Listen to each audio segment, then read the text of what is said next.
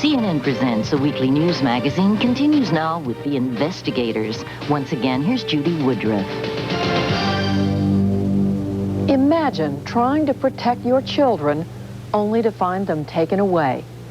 That's what may be happening in courtroom cases that have only recently come out of the shadows. Cases where child abuse is charged. Kathy Slobogin looks at courtroom battles where parents who report their children have been sexually abused find themselves on trial. Do you think the fact that you reported abuse hurt you in the custody fight? Oh, God, yes. I would have never lost my daughter. Never. This woman, we'll call her Laura to protect her child, is only allowed to see her 8-year-old daughter for 2 hours a week. By court order, they are watched every minute they're together. Even their phone calls are monitored.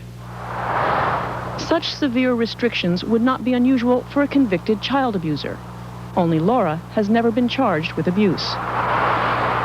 What have you been accused of? Nothing. Been accused of a mom that fought to protect her child and wouldn't shut up.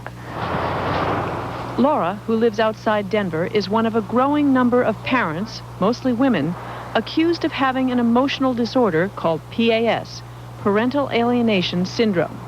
The idea is that one parent caught up in a custody battle programs children against the other parent, even fabricating charges of sexual abuse. And I think both of these parents, in many respects, are selfish. Collectively, they're doing damage to this child because of their inability to relate. Have great difficulty communicating with one another. Parents using their kids to hurt each other is nothing new. What is new is the PAS label, a label that allows judges to punish the accusing parent as the villain. How do I protect the child to get mom and dad out of it? Mothers said to have PAS have been fined, jailed, even barred from ever seeing their children again. Laura has had only supervised visits with her daughter for nearly 4 years.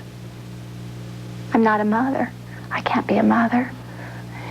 You're not allowed to go to her school. I taught her how to swim when she was 2. I've never seen her in her swim meets, her ballet, Christmas, her grades. I've never even seen her grades. PAS is controversial, splitting the experts. Some say that a diagnosis of PAS gives judges license to ignore evidence of sexual abuse, even the child's own report. Critics say the PAS label can be misused against parents legitimately trying to protect their children. They say it's become the defensive choice for child abusers, punishing the accusers and silencing the children. The man behind PAS is Dr. Richard Gardner. It's not a rare phenomenon. It's quite common. Gardner, a Columbia University psychiatrist known for his innovative work on children of divorce, coined the term parental alienation syndrome. He says it usually arises when a mother afraid of losing custody uses false accusations as a weapon. In about 90% of cases, it's the mother who is the programmer and the father who is the victim of the campaign. Proceed to opening statements. Gardner has aggressively promoted his ideas through books and lectures, ideas that have taken hold in courtrooms across the country. Madam Guardian ad litem. I consider myself an expert on sex abuse hysteria. I consider myself an expert on the PAS. I have a lot of different... By now, Laura also considers herself an expert on PAS. Notice of hearings. I spent 6 years of my life fighting with everything I had. You're up against a whole group of people that believe in his theories, and you don't get out of it. Laura divorced her husband and won custody of her baby daughter 8 years ago. But the father had visitation. When the child was 2, she started acting out sexual behavior, saying her daddy touched her and having nightmares.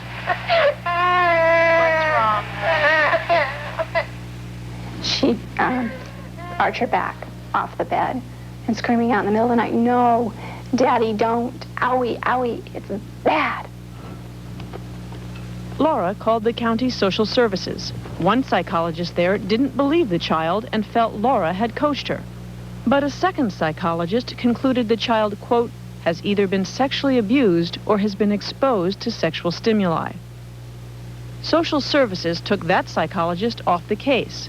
A new therapist believed the father was innocent, and the child's court-appointed attorney accused Laura of having PAS. possibly some old press. It later turned out the attorney had paid PAS author Richard Gardner as a consultant on the case. And over the next few years, Laura, not the father, was seen as the problem. The more I fought, the more time she got with her father. The more information came out on abuse, the more time she got with her father. Once Laura raised questions of abuse, she lost battle after battle in the courtroom. In 1991, Laura lost custody. A year later, she was reduced to supervised visits. The father, who declined to talk to us, consistently denied the abuse. Judges dismissed the sexual abuse charges, saying Laura, quote, admitted no credible evidence. They criticized her for her, quote, unceasing efforts to validate her beliefs, and said she was harming the child. How could this happen? It's always difficult to determine the truth in cases like this one, but judges were apparently swayed by professionals who didn't believe the child was abused, especially by this report by two court-appointed psychologists who cited PAS author Richard Gardner. The psychologist suggested that Laura had PAS and that her focus on abuse was harming the child. They insisted there was no evidence of sexual abuse. But we have found a trail of people and medical reports that tell a different story. Masturbating. She would sit in a chair and fondle herself and tell the other little children that this is what Daddy does. Ruth Gibbons was the child's babysitter from the time she was 2. She says she saw a happy, well-adjusted child suddenly start to display frequent sexual behavior, several times with another little boy in her daycare. Had her pants down and trying to get him to put his penis and saying, do this is what Daddy does. Is there any doubt in your mind that this child was sexually abused by her father? There's no doubt in my mind at all. Do you have any doubt in your mind that this child was sexually abused by her father? No, I don't. Kelly Stewart was the child's preschool teacher from the time she was 4. She, too, heard the child describe abuse. She became concerned when the child came to school with a foul odor and asked her to change her underwear. Can you describe what you thought was in the underwear? It was a discharge, and it was like it had the smell of sperm or semen. Both Stewart and Gibbons testified in court, but judges dismissed their evidence. Laura herself took her child to several hospitals because of a persistent discharge. Hospital reports show that each time the child repeated her story of abuse. Finally, at Denver's Children's Hospital, the examiner found physical changes that worried her. The opening to the vagina was bigger, and the area around the tissue was abraded or worn away. And there was a vaginal discharge that had been there for quite some time. What was your conclusion? Some type of inappropriate sexual contact had occurred with this child. Did she seem coached or rehearsed? No, she did not. How many people did your child tell her story to? Oh, that's the saddest part of all. She told doctors, she told policemen, she told social workers, she told her preschool teachers, she told my family and friends. She told everybody. We couldn't all be coaxing the child. There's something the child was saying that was true. There had to be. The two psychologists who found no sexual abuse, Leona Kopetsky and Claire Purcell, wouldn't talk to us. Their report concluded the father had a healthy relationship with the child, that he couldn't have abused her. Despite their access to all the medical reports, they claimed that their conclusion was the same as all other professionals consulted in the case. Are there other professionals out there who feel this child was sexually abused? Most definitely. Our opinion was never asked. Not one of us has ever testified. Laura remains virtually shut out of her child's life until her ex-husband and court officials think she's cured of her beliefs. Laura has given up the idea that she can ever protect her child from abuse. I don't want to know about the abuse. I don't even want to discuss the abuse. My word to other mothers out there is don't even bring it up. because you'll lose your child. And I just want a relationship with her. I want to be a part of her life. That's all I'm asking. Next, we'll talk to the man behind PAS, Dr. Richard Gardner. When we continue, is Dr. Gardner a champion of the innocent, or can his theories obscure the truth? I am a threat to prosecutors because they they fear me, they hate me, because when I'm on the witness stand, I'm very powerful.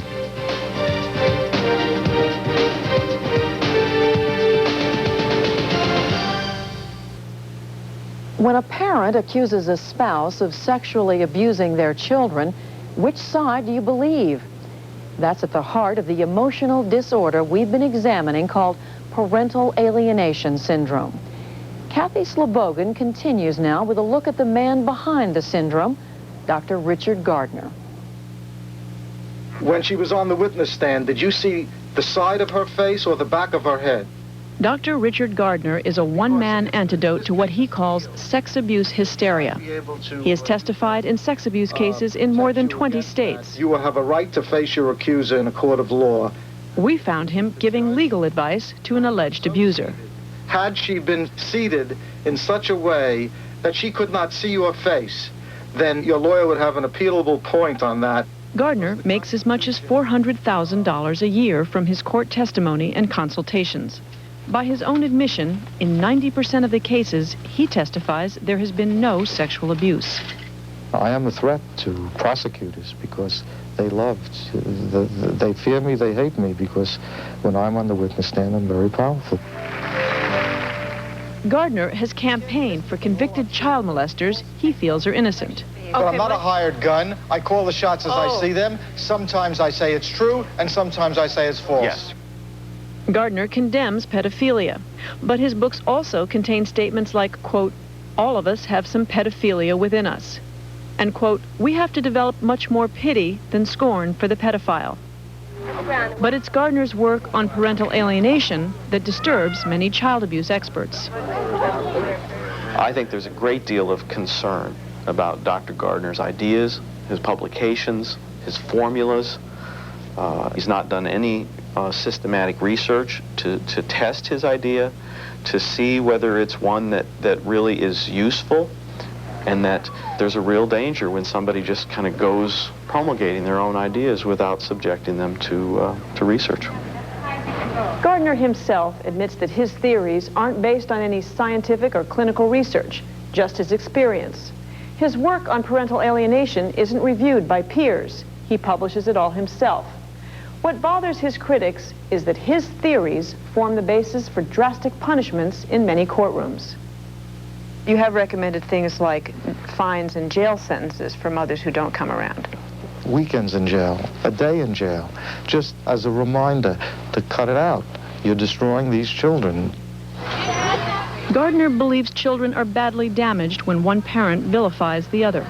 In extreme cases, he has even recommended separating a PAS parent and child for several years. Never, never, never give up. But we found in some cases, court sanctions go even further. Even though we cannot be together right now, Mommy wants you to know that I love you more than anything in the world. These are the last words Catherine Andrews' children have from their mother. She's not seen her son and daughter for 2 years. All she has left are treasured drawings, a few leftover clothes. She faces jail if she comes within 100 feet of her children. Her crime? PAS. And you've never been convicted of neglecting them or abusing them or charged with any kind of abuse? Kathy, I've never had a parking ticket in my whole life. I've never had a speeding ticket. Catherine Andrews was divorced 6 years ago when her children were 5 and 7. Like many women charged with PAS, when her children told her their fathers sexually abused them, she believed them. So did a school assistant principal, a police detective, and a psychologist. I thought the children were telling a story that seemed valid to me. I mean, they did not seem coached. They seemed to me to be telling an honest story, and so I was quite disturbed. But the father, who wouldn't talk to us, denied the abuse. A court-appointed evaluator with a degree in home economics did not believe the children and thought Catherine Andrews had PAS. The parties of the child. In a jury trial, her parental rights were terminated. What do you think of the outcome of this case? I was, quite honestly, appalled. I testified in the final trial, and when I heard what the verdict had been, I really couldn't believe it at first. I thought someone was kidding me about it. For a time, my children really believed, because I told them if they told the truth, that eventually somebody would listen. And, you know, I feel real guilty about that, because I said that if you keep telling the truth, that somebody's going to listen. What if you're wrong? Every physician who's ever been practicing medicine must think about the possibility. We all have to recognize that we may be wrong. My favorite thing about you is that you always have time to help me when I need help. Gardner himself says that outright termination of a mother and child's relationship can be harmful. Although he wasn't directly involved in this case, his ideas were. And I'm not their mom anymore. But he says he can't be responsible if people misapply those ideas. Be there for them. You know in advance, if whatever your contribution, that people are going to misuse it. I'm not going to lose sleep over it because it's predictable. Just remember, my darling angel, every time you get sad, remember how much Mommy loves you. Catherine Andrews has appealed her case, but she may never see her children again. If you really want something, never, never, never give up. Parental alienation syndrome, for her, may carry a life sentence. Just like your mom. I know you will, and I will make it through this just fine.